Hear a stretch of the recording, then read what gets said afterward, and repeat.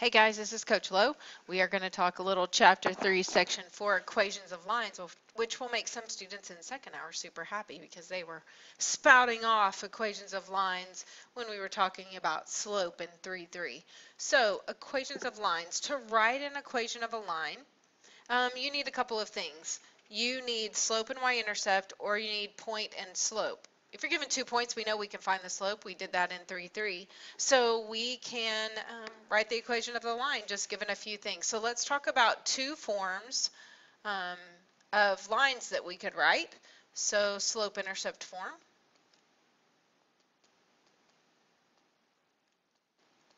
And you can put this in definitions, or if you just want to have this in your notes, either way.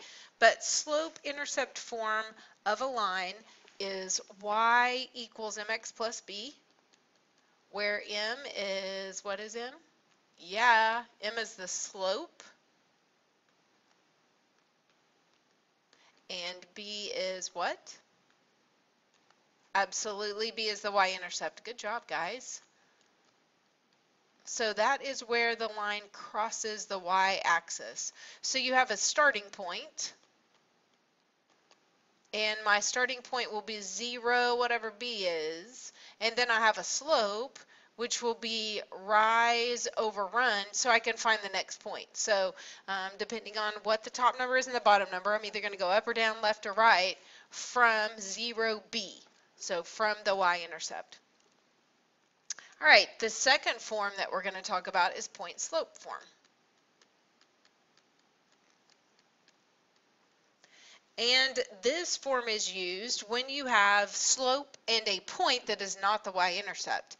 So if they give you slope and then a point, x1, y1, you can use slope-intercept form, which says y minus y1 equals m times x minus x1. Awesome sauce. I also like to use y equals m times x minus x1 plus y1. I kind of like this form a little bit better.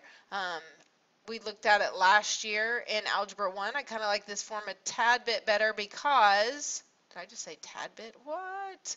Okay, I like it a little bit better because everything is all on one side. You have it solved for y, you can start graphing, do whatever you need to do. So I don't care which way you use it. It doesn't matter which one you use. It doesn't matter to me. I'll probably bounce back and forth between the two. All right. So this represents the point. This is y coordinate of the point, x coordinate of the point. So you're just plugging and chugging that bad boy in, and then slope there. All right, so let's just try a few of these. So let's look at a problem where, let's say they give you the slope. The slope is -2, and the y-intercept is 15. Well, we are going to use y equals mx plus b for that one because we can just straight plug in slope and y-intercept. Done and done. So the equation of the line with the slope of -2, y-intercept of 15 is y equals -2x plus 15. All right, so what happens if they give you a point? Let's say they give you the point 0, -3, and the slope of 1/3. Well, that's okay. This is y-intercept. How do I know it's a y-intercept? Because the first coordinate is 0, which means if I graph that, I don't go left or right any. I just go down 3, which sticks me smack on the y-axis. So it is the y-intercept, which means b is -3. So I can still use the same thing, y equals 1/3, which is slope, y equals mx plus b. Or so you can have plus and -3 or just -3. All right. Example number 3.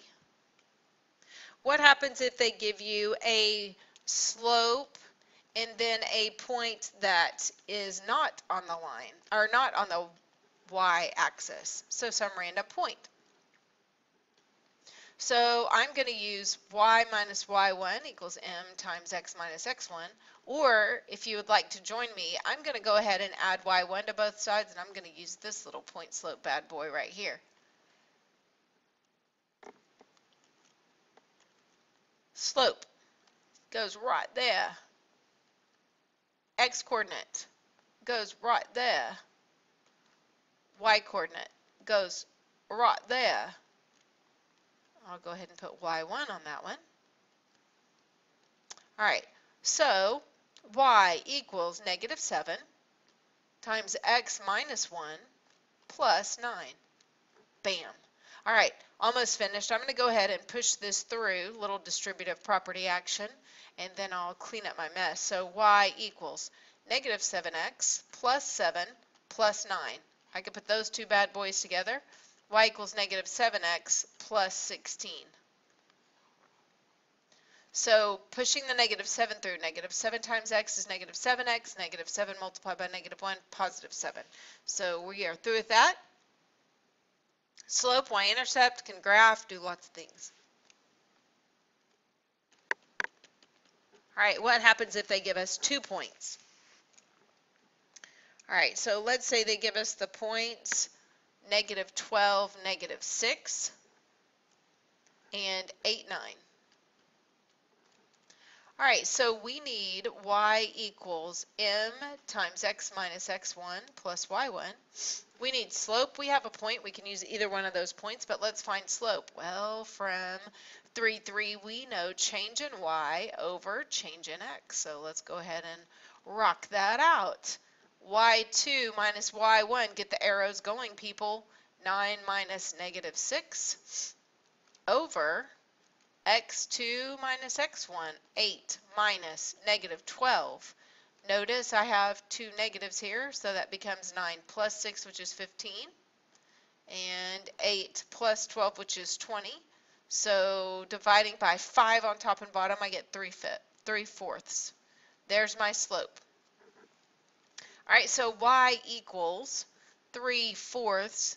I'm just going to use the first point. That's okay with you guys. X minus a -12, which is x plus 12, and then minus 6. Multiplying the 3/4 through, not a big deal. Y equals 3/4 x plus, a little aside work over here, 3/4 multiplied by 12 over 1. I can reduce that. I'll take a 4 out of both. That leaves me 9 minus 6. Y equals 3/4 x plus 3. Bam. All right. Last one.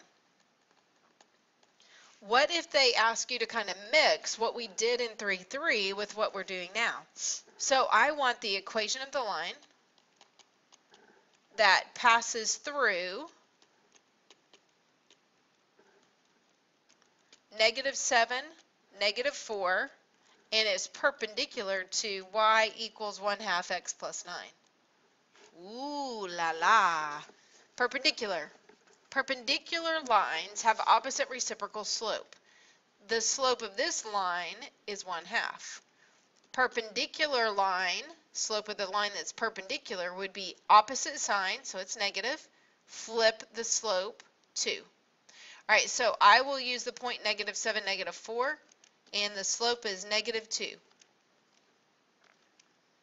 x1, y1.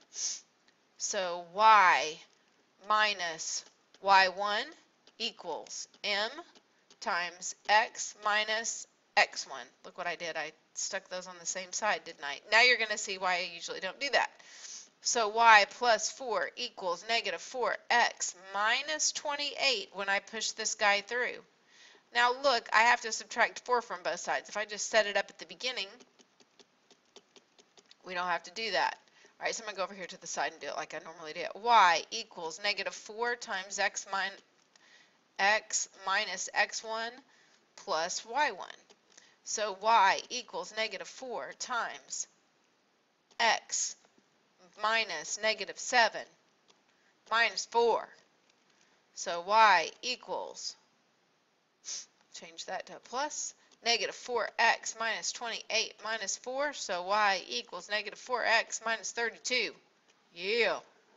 All right. So recap. We can write the equation of the line given a point in the y-intercept. The slope in the y-intercept, yes. Slope and a point, yes. We shall use this guy right here. 2 points. Yes, we can find the slope and then plug it in. They can give me information and say, write the equation on line parallel or perpendicular to. We can do that. We know parallel slopes are opposite reciprocal. Perpendicular slopes are opposite reciprocal. Parallel lines have the same slope. So yes, yes, and yes, we can totally do that.